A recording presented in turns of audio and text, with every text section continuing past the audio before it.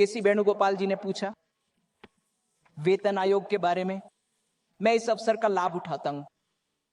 मान्यवर, हमारी सरकार हमेशा कर्मचारियों और पेंशन भोगियों के प्रति सहानुभूतिपूर्ण रही है। पहली बार इस सरकार ने पूर्व और पश्चात के पेंशन भोगियों के बीच पूर्ण समानता को लागू करने का कार्य किया है। 7वें वेतन आयोग, केंद्रीय वेतन आयोग।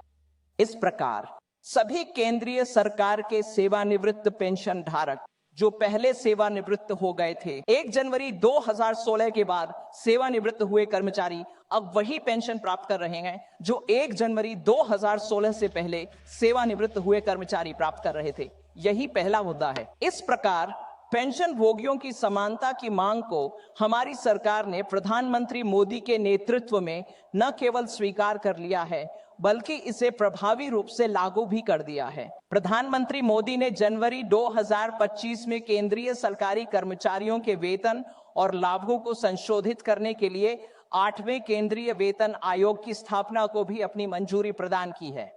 अब संशोधन के संबंध में मैं संक्षेप में एक पृष्ठभूमि देना चाहता हूं ताकि माननीय सदस्य वेणुगोपाल यह समझ सकें कि यह संशोधन क्यों किया जा रहा है। छठा केंद्रीय वेतन आयोग महोदय एक विशेषज्ञ निकाय था जिसने सभी मुद्दों की गहन जांच की थी। सभी मुद्दों, समस्याओं, असमानताएं और यहां तक कि वे अभ्यावेदन जो कर्मचारियों द्वारा सिफारिशें देने से पहले प्रस्तुत किए गए थे। छठे वेतन आयोग की रिपोर्ट प्रस्तुत की गई साल 2006 में, मार्च 2008 में, जिसके बाद उसके तुरंत बाद सावधानी पूर्वक विचार करने के बाद इसे उस समय सरकार द्वारा स्वीकार कर लिया गया था। मार्च 2008 पेंशन तय करने का तरीका जो छठे द्वारा सिफारिश की गई थी। केंद्रीय वेतन आयोग जो कि पिछले केंद्रीय वेतन आयोगों के समान ही था, इसलिए इसे मार्च 2008 में सरकार द्वारा स्वीकार कर लिया गया था।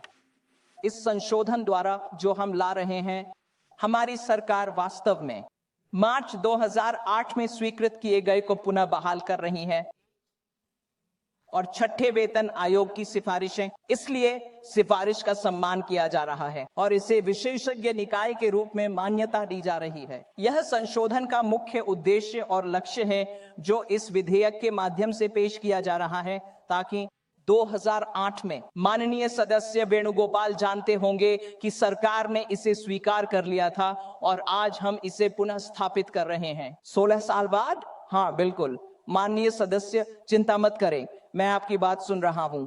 सदन को गुमराह कर रहे हैं, बैठे। माननीय सदस्य बैठिए, मैं बताता हूं ऐसा क्यों था सर, 16 साल बाद क्यों। कई न्यायालय के मामले चल रहे थे, हमें फैसले का इंतजार करना पड़ा और फिर हमने कहा हाँ अब सभी सुनवाई समाप्त हो गई है, फैसले प्राप्त हो गए हैं, हम 2008 के निर्णय का सम्मान कर रहे हैं, लेकिन बीच में मुकदमेबाजी थी, मैं इसे कैसे उल्लंघन कर सकता था। तो मैं सदन को गुमराह नहीं कर रहा हूं और माननीय सदस्य वेणुगोपाल को कृपया यह जांचने की आवश्यकता है कि क्या मैंने कुछ गलत कहा है और साथ ही यह भी देखना चाहिए कि क्या यह आवश्यक संशोधन उनके सरकार के दौरान लिए गए निर्णय को ही प्रतिबिंबित करता है।